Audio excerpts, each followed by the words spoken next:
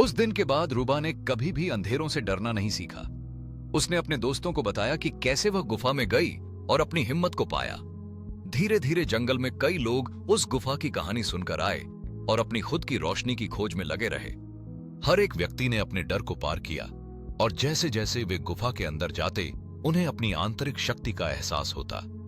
अब वह गुफा सिर्फ अंधेरे का स्थान नहीं रह गई, बल्कि आत्मविश्वास का प्रतीक बन गई है। आज भी लोग जंगल में आते हैं ताकि उस गुफा के नजदीक खड़े होकर अपनी हिम्मत की रोशनी ढूंढ सकें। एक बार का जिक्र है, जंगल के बीच एक पुरानी गुफा थी।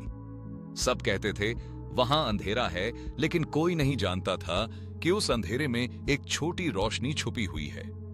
एक दिन छोटी सी लड़की रुबाब जंगल में घूम रही थी। उसने गुफा देखी और डर गई, लेकिन फिर उसने सोचा कि अगर अंधेरों से डर गए तो रोशनी कैसे मिलेगी। वो गुफा के अंदर चली गई। अंदर हवा ठंडी थी और हर तरफ खामोशी थी। फिर अचानक गुफा के कोने से एक रोशनी चमकी। रुबा ने देखा, वो रोशनी उसकी अपनी हिम्मत थी। उस समय रुबा समझ गई कि रोशनी कभी बाहर नहीं मिलती। रोशनी तो हमारे अंदर होती है, सिर्फ डर को हराकर उसे जगाना पड़ता है। आज भी लोग कहते हैं जिसने गुफा के अंधेरे में अपनी रोशनी ढूंढ ली उसने जिंदगी जीत ली।